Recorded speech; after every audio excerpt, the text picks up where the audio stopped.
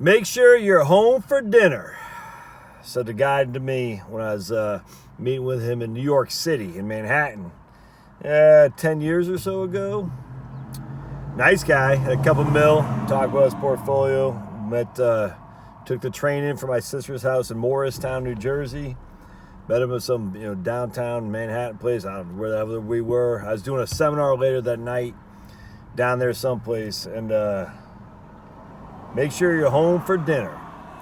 And the reason he said that was because he got divorced, and basically, I don't want to say his kids disowned him, but he missed out on a lot with his children. Why did he miss out with a lot with his children? Because he was traveling around the world. He's a very successful guy. And he's traveling around the world to provide for his family. That's what he thought. And then lo and behold, the relationship became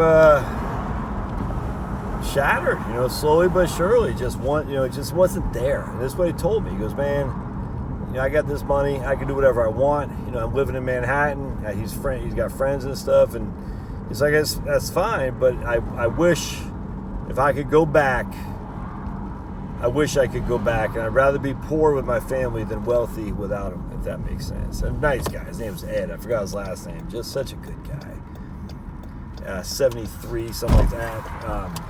He had a pension, Social Security, again, probably $4 or $5 million, no debt.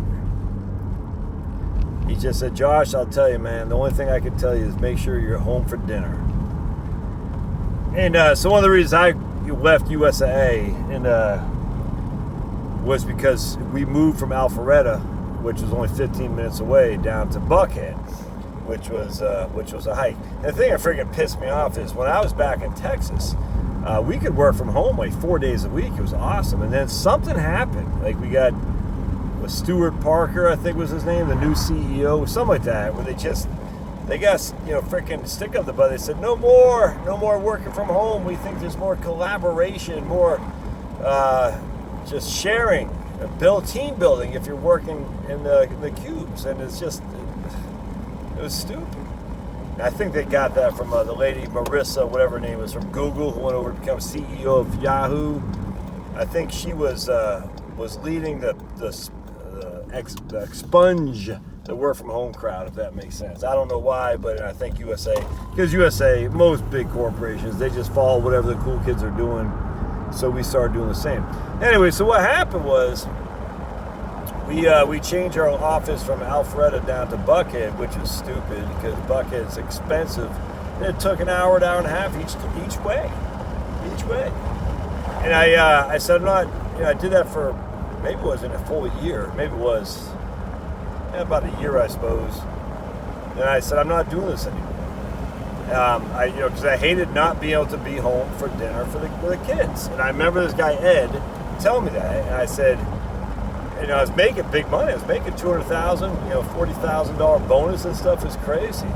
Put $50,000 in my 401k when you factor in the profit sharing and what they're putting in as well. I mean, it was great.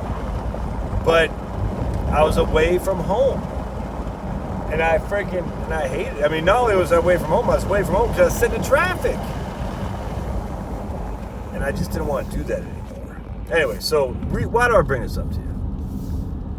Nothing's more important than family, man. I'm telling you right now. I actually just got off the horn with my mom yesterday. And we've had a rocky relationship. But there's a lot of history that I don't want to go into it. But let's just put it this way. We've had a rocky relationship, but man, when my mom is on, I love her to death. And dude, I'm just tearing up a little bit because I love my mom. But when she's not on, for reasons that will go unnamed, it's sad, man.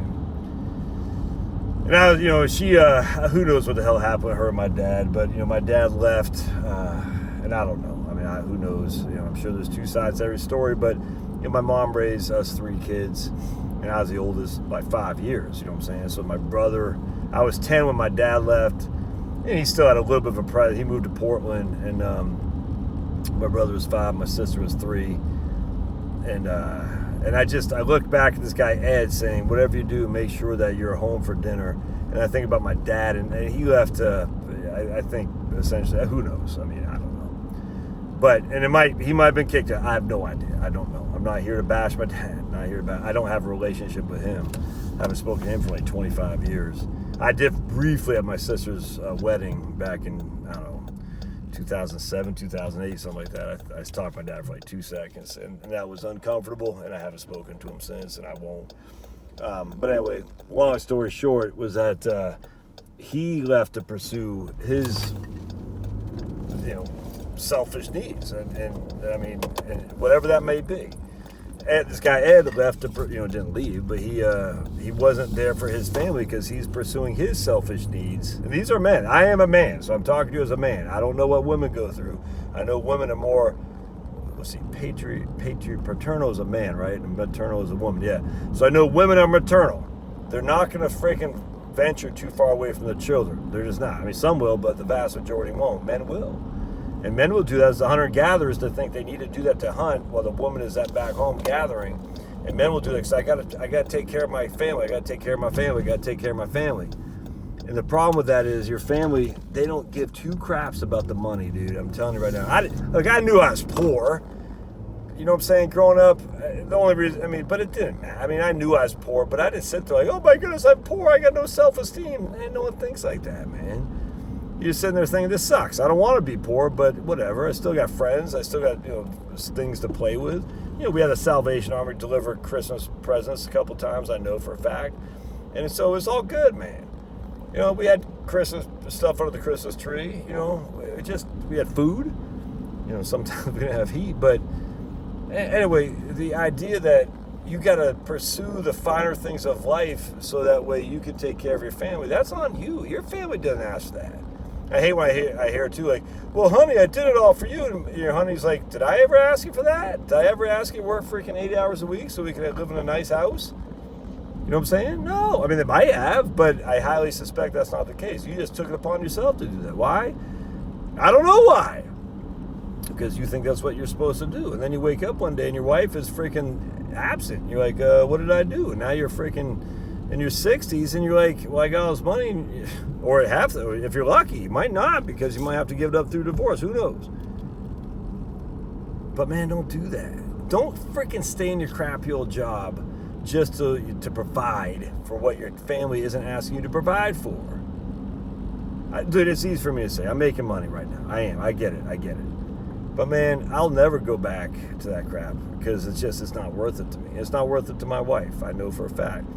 I guess I was, living freaking begging for money, turning tricks, if you know what I'm saying, under the bridge for $50. My wife would quickly not find that too cool and she'd leave me be. But I'm telling you, man, make sure you're home for dinner. There's something huge about that. Make sure you're home for dinner, especially in this day and age. We got a lot of evil out there, especially in these schools.